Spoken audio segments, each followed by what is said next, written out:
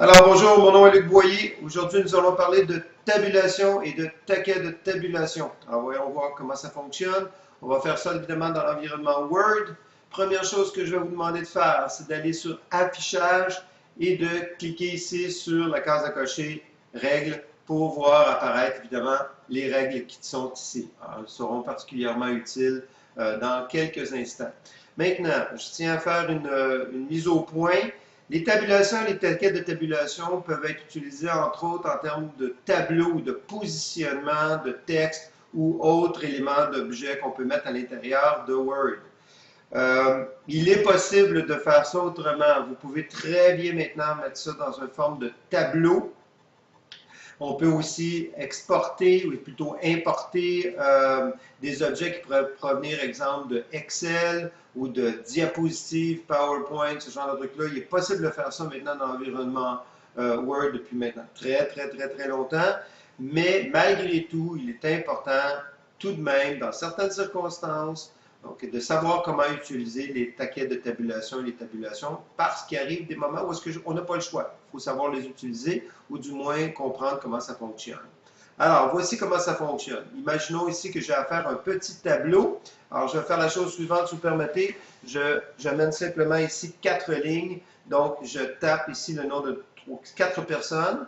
Donc, ici, Jean-Marc. OK, je m'en vais avec Louis. Si vous permettez, je vais augmenter ça un petit peu pour que vous puissiez voir ça. Je vais changer ici simplement la police, d'accord, pour que vous puissiez mieux voir.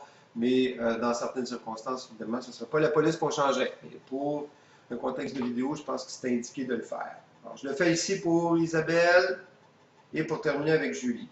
Alors, imaginons ici que j'ai besoin de positionner de l'information ici, ici, ici. OK, soit par exemple la date de naissance, la contribution, une contribution monétaire quelconque et la ville dans laquelle ces personnes-là habitent. Alors évidemment, ce que vous avez probablement déjà appris à faire, c'est d'utiliser ce qu'on appelle le bouton de tabulation. La tabulation, c'est ce qui se trouve à gauche de votre clavier, juste un petit peu au-dessus du cap lock ou le fixe majuscule. En fait, c'est les deux petites flèches qui ne se regardent pas, là, OK? Là, ça va des deux côtés. Alors, évidemment, quand on fait un tab, alors automatiquement, vous allez voir qu'on amène notre pointeur d'insertion à différents endroits, d'accord? Alors, pour pouvoir positionner. Cette méthode-là peut être intéressante lorsqu'on va faire quelque chose qui est terriblement rapide, mais définitivement, ce n'est pas très performant. Alors, ce que Microsoft Word a fait, en fait, essentiellement, c'est de poser des taquets de tabulation à un espace qui est fixe, qui, en passant, est variable, qu'on peut ajouter nous-mêmes, mais malgré tout, c'est quelque chose qui n'est pas nécessairement recommandable. Un autre point ici que je peux amener, c'est donc le bouton qui s'appelle Afficher tout, qui nous permet justement de voir les caractères non imprimables et entre autres ici, de constater les différents tab. On a déjà expliqué dans le passé ce que moi j'appelle la règle de 2, c'est-à-dire si tu fais plus de 2 espaces, il y a une meilleure méthode. Si tu fais plus de 2 retours à la ligne, il y a une meilleure méthode. Ben, dans le cas des tabulations, si tu fais plus de 2 tabulations, 2 taquets de tabulation, définitivement, il y a une meilleure méthode. Et dans ce cas-ci, c'est d'autant plus vrai que généralement, tu évites de mettre même plus d'un taquet de tabulation. Bon, OK, alors, si je ne veux pas faire un taquet de tabulation comme ceci, c'est-à-dire simplement cliquer ici, puis de disposer comme ceci, donc taquet de tabulation, bon, voyez-vous, pour que ce soit en ligne ici, je serais obligé de faire ceci. Hein? Et évidemment, la pire chose à faire, ça serait de faire une série d'espaces pour se rendre à un endroit approprié. Définitivement, c'est à proscrire. C'est vraiment une méthode qui est vraiment pas bonne. Ne serait-ce que le fait que si tu changes à un moment donné la taille des lettres ou quoi que ce soit, ou le type de police, ben, tu vas te retrouver avec quelque chose qui sera définitivement pas bon. Alors, si vous permettez, CTRL Z, j'enlève tout ça. Quel est alors le plan B? Le plan B, c'est d'utiliser ce qu'on appelle les taquets de tabulation. Les taquets de tabulation, vous allez les avoir justement en affichant la règle, juste un petit peu ici. Donc, à gauche, vous allez avoir un ensemble d'options de taquets de tabulation. Par défaut, c'est le taquet de tabulation gauche. Alors, voici comment ça marche. Tout ce que vous avez à faire, évidemment, vu que par défaut, vous avez le taquet de tabulation gauche qui est déjà choisi, vous cliquez simplement dans la règle à l'endroit où vous voulez que le taquet de tabulation soit actif. Alors, par exemple, ici, imaginons ici que je vais en avoir un à 5. Je vais en avoir un à 10 et je vais en avoir un à 14. C'est aussi simple que ça. La différence que ça fait tout simplement, c'est lorsque je vais venir pour cliquer à cet endroit-ci, il va se positionner et il va être prêt à entrer l'information. Donc, je positionne, entrer l'information, je positionne et j'entre l'information. La problématique qui est reliée dans le domaine des taquets de tabulation, c'est que dès que je vais m'en aller sur une autre ligne ici, il n'y a plus de taquets de tabulation. La raison est fort simple. Comme beaucoup d'autres choses qui existent dans l'environnement Word, ça fonctionne par sélection. Alors, ou bien tu fais ton début de tableau sans rien mettre et en plaçant tout de suite les taquets de tabulation, ou alors, voici ce que je vous suggère de faire, c'est que si votre tableau est déjà comme entamé, tu sélectionnes simplement et tu places simplement les taquets de tabulation où est-ce que tu le désires. Alors, voici comment allons faire cela. Nous allons faire ceci. Donc, on sélectionne effectivement tout simplement ce qu'on a besoin ici, OK? Et on détermine effectivement les positions sur lesquelles on va avoir.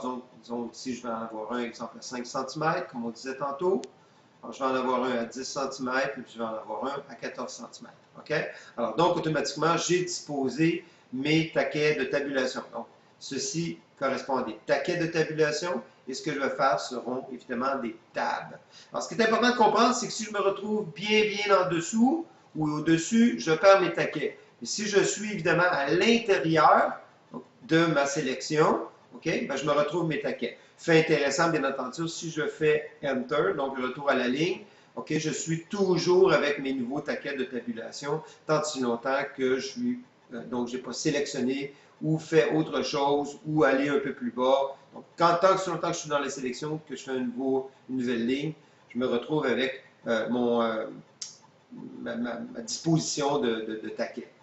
Bon, OK, alors donc ici, je vais mettre de l'information, si vous permettez. Donc ici, imaginons que je tape la date de naissance, 1990-05-05.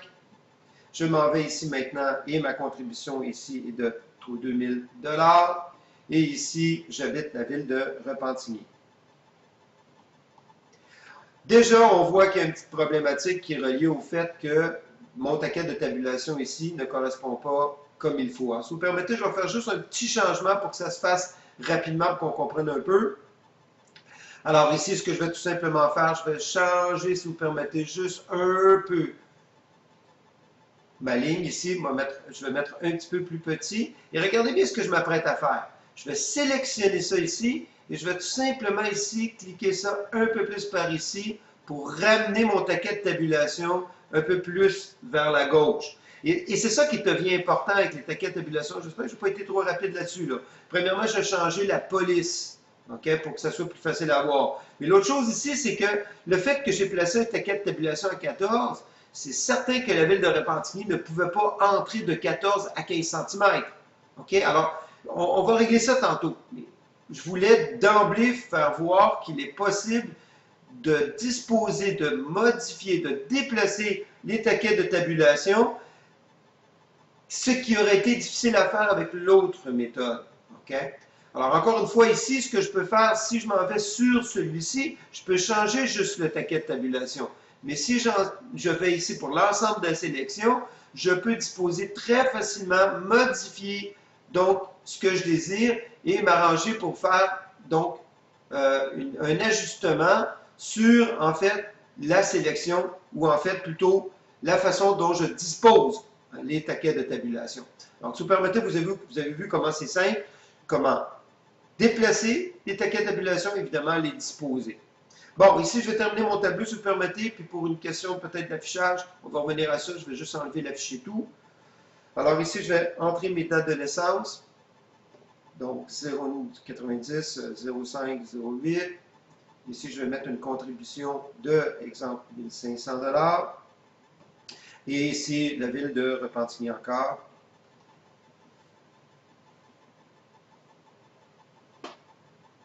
OK, ici, je vais mettre 1990, 03, 06, 09. OK, pour un montant de 2000 $ à Charlemagne. OK, OK, et je vais terminer ici avec un taquet de tabulation, avec une tabulation 1990, OK, 0909, OK, pour un montant de 1600 $.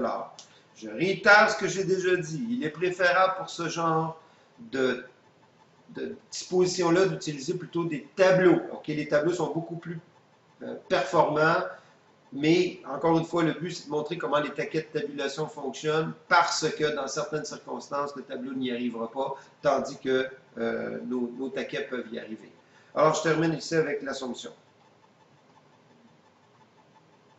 OK, encore une fois, ce qui est important de comprendre avec notre tableau, c'est qu'on se retrouve dans une situation où est-ce que je peux facilement, une fois que j'ai mis mes taquets de tabulation, prendre notre sélection ici, déplacer si je le veux. Donc, l'amener où est-ce que je désire, OK, parce que je veux faire cette sélection-là. Je veux déplacer. Il est beaucoup plus facile de faire ça, comme ceci, que la méthode de placer avec des tables, puis pas de disposer au préalable nos taquets de tabulation. Beaucoup plus performant. Maintenant, ce qu'il faut comprendre, bien entendu, donc on sait comment placer des taquets, on sait comment les déplacer. Je peux évidemment ici en enlever un. Alors, évidemment, c'est sûr que si j'en enlève un, mon système est présentement pour trois tabulations, alors que je n'ai que 2 taquets de tabulation. Donc, on peut évidemment constater qu'il va y avoir un petit problème. Mais très facilement réparable, dès que je replace ici mes taquets de tabulation, ça règle le problème. Si j'en place un quatrième, très facile, j'ai simplement placé un quatrième ici, et voilà que j'en ai placé un aussi facilement que ça. Comment effacer un taquet de tabulation? Plusieurs méthodes. Mais je dirais que la méthode la plus facile, c'est encore de faire ceci. On prend le taquet de tabulation et on l'enlève, tout simplement. Aussi simple que ça. Maintenant, ce qui est possible de faire maintenant, c'est de choisir des taquets de tabulation qui sont différents. Alors, regardez bien ce que je m'apprête à faire. J'enlève le taquet de tabulation qui est ici. OK, alors je n'ai présentement que 2 taquets de tabulation alors que j'ai 3 tabulations. C'est normal que j'aie cet effet-là. Maintenant, regardez ici ce qui est possible de faire. Si je m'en vais juste ici, j'ai la possibilité de choisir différents taquets de tabulation.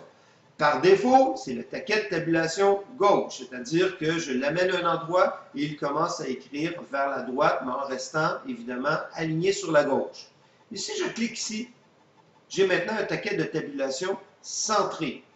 Je reclique à nouveau, j'ai un taquet de tabulation en appui droite, c'est-à-dire tout va être bien aligné sur la droite et j'écris vers la gauche. Vous allez voir ce que ça donne tantôt. Et pour terminer, j'ai même un taquet de tabulation décimale. Donc, d'autres types de taquets de tabulation qui peuvent être adaptés par rapport au contenu. Alors, il y en a d'autres en passant. Vous avez ce que l'on appelle des taquets de tabulation qui sont adaptés par rapport à des retraits de première ligne. Ce genre de trucs-là, vous avez même des taquets avec des retraits négatifs. Si vous permettez, pour moi, ça devient un peu plus accessoire. C'est peut-être un peu moins important. Je vais plutôt me concentrer sur les 4 taquets, c'est-à-dire types de taquets dont on vient de parler. Donc, imaginons ici que dans ce cas-ci, je devrais vraiment avoir ici la date de naissance centrée. Alors, regardez bien ce que je m'apprête à faire. J'enlève tout ça ici, là. OK? Alors, voyez-vous, ça donne un peu curieux parce qu'effectivement, on dirait qu'il y a quelque chose qui ne fonctionne pas. Pourquoi? Parce que j'ai enlevé tous mes taquets. Le système fait quand même un travail, c'est-à-dire qu'il va quand même disposer, mais basé sur les taquets par défaut de Word. OK? Alors, imaginons ici maintenant que je vais avoir un taquet de tabulation centré. Je veux centrer mes dates de naissance, pour n'importe quelle raison. Alors, je m'en vais ici et je demande un taquet de tabulation centré. Alors, je vais le centrer approximativement à 4,5 cm. Voilà, je me retrouve avec un taquet de tabulation centré. Présentement, on ne peut pas véritablement voir si c'est centré ou non. Faites-moi confiance, tantôt vous allez voir que c'est centré. Maintenant, les dollars, je veux avoir un taquet de tabulation qui va être basé sur le point décimal.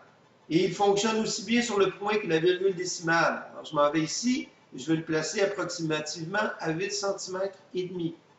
Présentement, je me retrouve avec un taquet de tabulation. Puis si vous regardez comme il faut ici, okay, c'est vraiment centré. C'est vraiment appuyé sur un futur point décimal. Vous allez voir ça dans quelques secondes, ça fonctionne.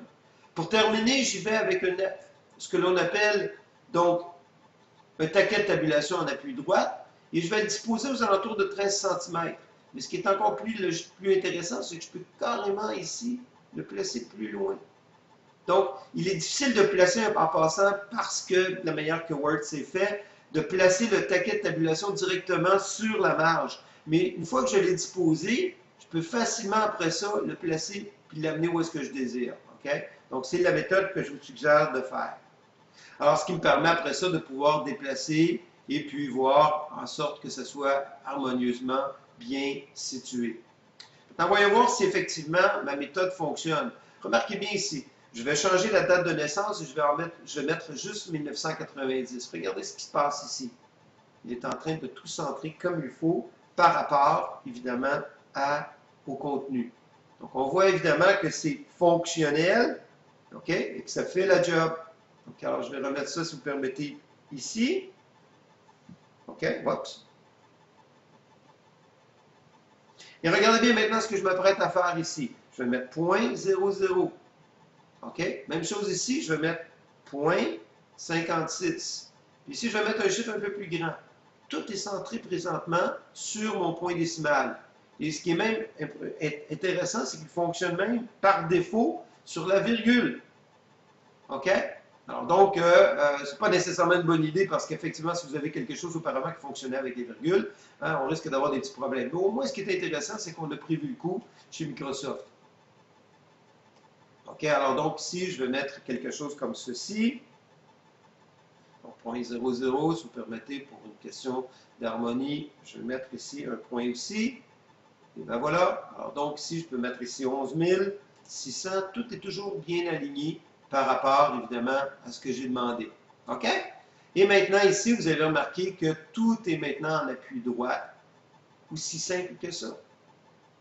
Maintenant, il n'y a rien qui m'empêche après ça de prendre cette sélection-là, de faire les changements. Si j'ai besoin d'ajouter quelque chose de nouveau, alors imaginons par exemple le numéro de circonscription ou quelque chose comme ça, je pourrais sélectionner très rapidement maintenant, faire une petite modification. Désolé, je vais prendre ici.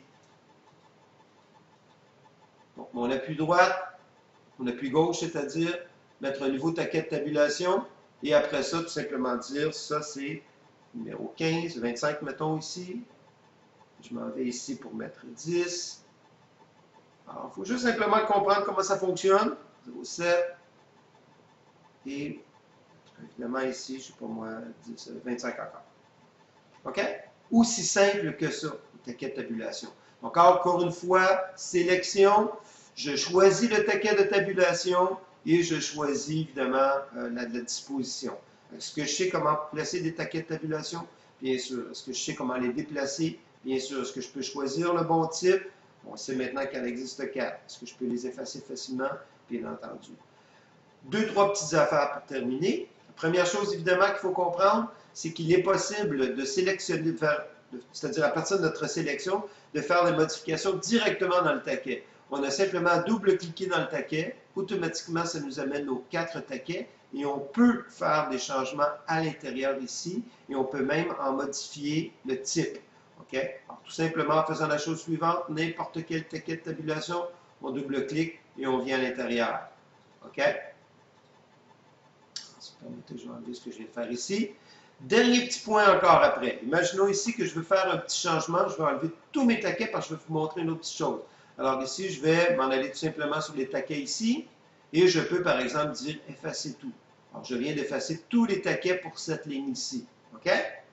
Maintenant, regardez bien ce que je vais faire. Je m'en vais ici sur un taquet de tabulation en appui droit. Alors, je vais aller le disposer ici, puis encore une fois, je vais le placer ici.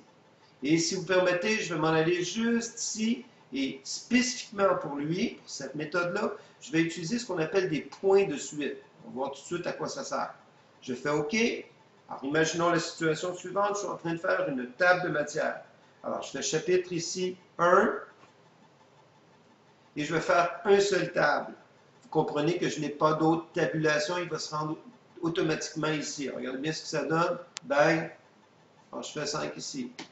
Alors, je m'en vais évidemment avec chapitre 2. Table, je mets 10.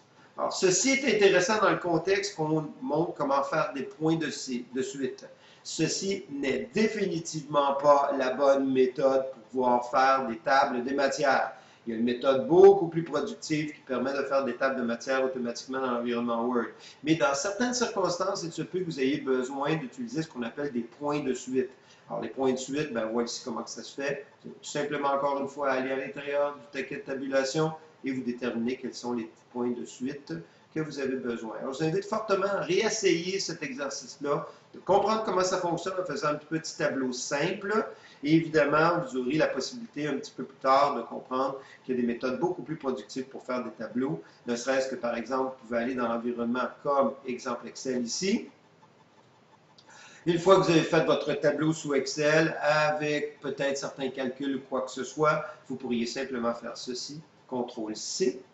Après ça, vous avez tout simplement à faire la chose suivante, vous positionnez à l'endroit où est-ce que vous désirez et vous faites CTRL-V et vous faites les changements en conséquence.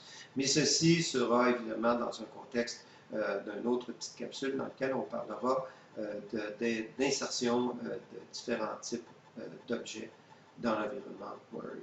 Alors, bonne pratique!